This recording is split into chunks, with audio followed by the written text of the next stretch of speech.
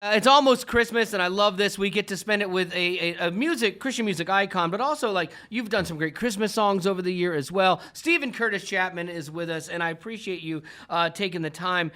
Sadly, like, you know the pain of going through the holidays with loss and the loss of your daughter, and now Toby Mac knows that with the loss of his son recently, Truett, and I think a lot of us have experienced some sort of loss during this time. What would you say to someone who maybe is facing it for the first time? You never get over it, but it's in your rear view more now. What do you say to someone who's walking through it? Well, I learned, and my family and I would all say that we learned at such a deeper level our first Christmas without Maria. Just the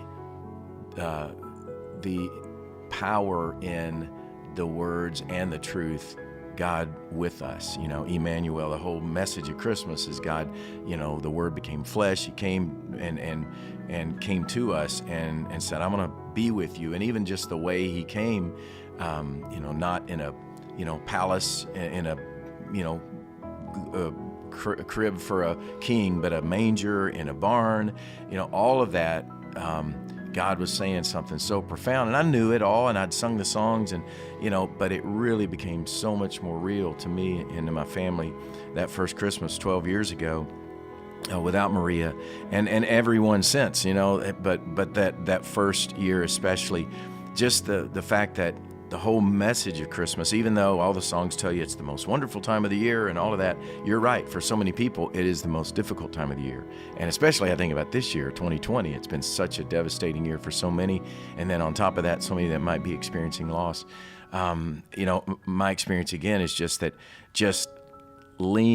fall into that reality, as much as your heart possibly can, to what Christmas really tells us, and that is that God has not stayed off at a distance, even though he may feel that way. The whole message of Christmas is he came to be with us. He came to be with us in the grit and the grime and the pain and the grief and the loss, and not leave us there, because if we know how the story goes and where it's going, there's so much hope in that. But just to know that he came to be with us in the pain, and he's not saying, "Hey, hurry up and get out of it." He's like, I've come to be with you in that, and I'm going to walk with you. I'm going to sit with you. I'll weep with you, and that's for me what God with us really means, and we need it more, this year, more this Christmas than we've ever needed it before. Yeah, because definitely with God, you might sense that he is not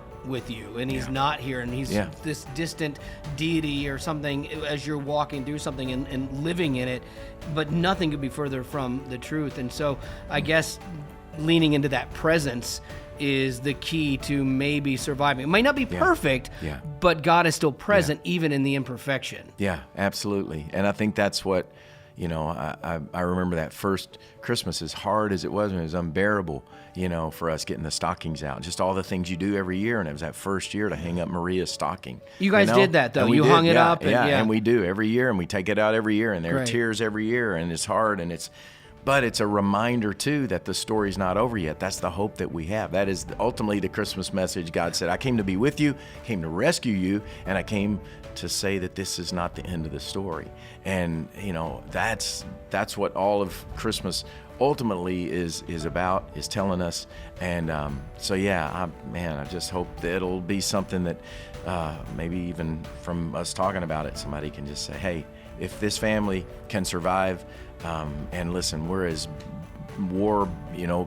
battle scarred and broken and messed up as anybody could be, but that's been our hope, is just as we continue to journey, that people can say, hey, there's a family that has, by God's grace, survived that greatest loss you can imagine, and we continue to trust the story's not over yet. Absolutely. And I know that that's something that will help somebody as they're facing that maybe for the first time or haven't ever found a way to deal with it in a healthy way. So I appreciate you. I mean, that's what we do. We share our stories, and it's from our brokenness that hopefully we can make a difference in somebody else's life. And I know it's good when even jaded old me gets goosebumps. So thank you, Fran. I appreciate that. Thank you, Wally.